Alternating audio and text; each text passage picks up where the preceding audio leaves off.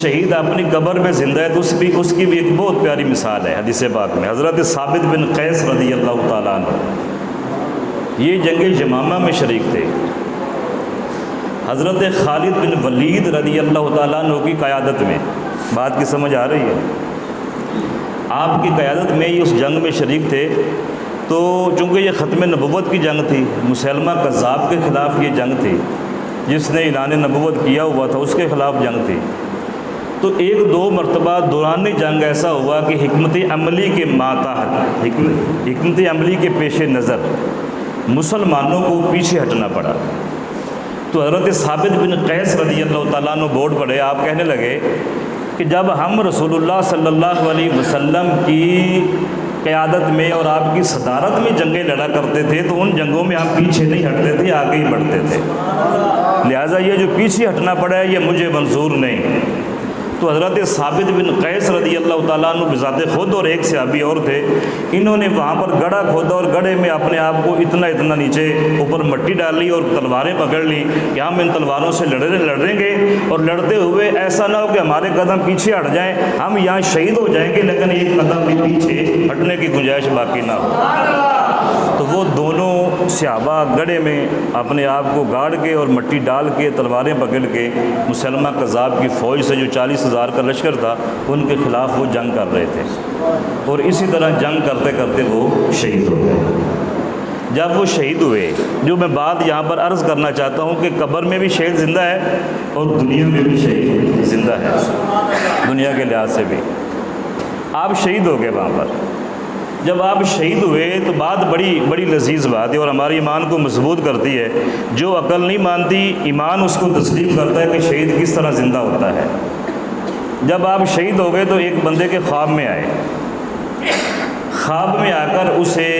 اپنی ایک بات بتائی حضرت ثابت بن قیس رضی اللہ تعالیٰ عنہ نے۔ آپ اس بندے کے خواب میں آ کے پہلے تو یہ فرمانے لگے اس بندے کو کہ میں جو آپ کو بات بتانے جا رہا ہوں اس کو خواب نہ سمجھنا، حقیقت سمجھنا۔ یعنی وہ شہید ہو گئے تھے، ان کی گردن کٹ گئی تھی، ان کا خون بہہ چکا تھا، ان کی سانسیں ختم ہو چکی تھیں، اب وہ عالم دنیا میں نہیں تھے، وہ عالم برزخ کے مسافر بن چکے تھے۔ اس کے باوجود جس کے خواب میں آئے اس کو یہ بھی بتا رہے تھے کہ اس کو حقیقت سمجھنا، خواب سمجھ کے ضائع نہ کر دینا اس میری بات کو۔ پہلے اس کو یہ جھنجھوڑا، اس کو یہ تیار کیا کہ جب اس کی آنکھ کھلے تو اس کے ذہن میں یہ نہ ہو کہ یہ خواب تھا تو بس خواب ہو جائے۔ پہلے انہوں نے اس کو یہ بتا دیا کہ خواب اس کو نہ سمجھنا، یہ حقیقت ہے اور میری بات کو توجہ سے سماعت کرنا۔ آپ فرمانے لگے خواب میں اس بندے کو، حضرت ثابت بن قیس، آپ نے فرمایا کہ جب مجھے شہید کر دیا گیا، میں شہید ہو گیا تھا،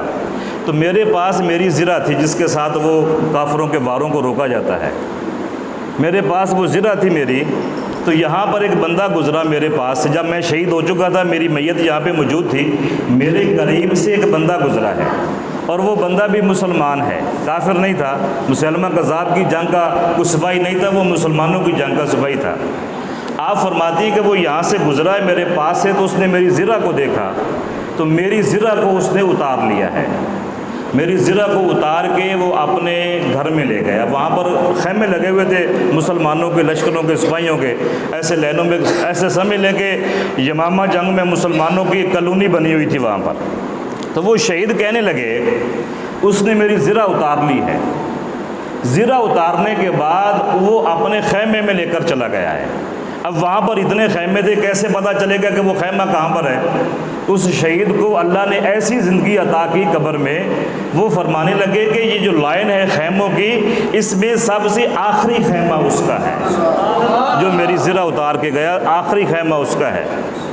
اب خیمے کے اندر اگر اس سے جا کر پوچھا جائے کہ تو نے حضرت ثابت بن قیس کی زرہ اتار کر لائے ہو، وہ انکار کر سکتا ہے، وہ مکر سکتا ہے، وہ کہتا ہے میں نہیں لایا، تو یہ بھی شہید نے بتا دیا کہ وہ انکار کرنے کی گنجائش اس کی ختم کر دی۔ آپ نے فرمایا جب آپ اس کے خیمے میں جاؤ گے وہاں پر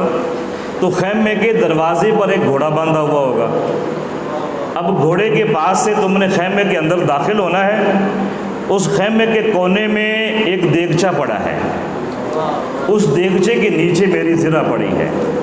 اور دیگچے کے اوپر اس نے اپنے اونٹ کا کجاوا رکھا ہوا ہے۔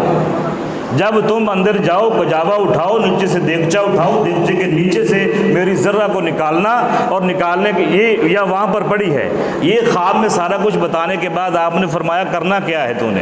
تو نے خود جا کر یہ کام نہیں کرنا، تو نے جا کر بتانا ہے حضرت خالد بن ولید رضی اللہ تعالیٰ عنہ کو، ان کو جا کر میرا یہ پیغام دینا ہے،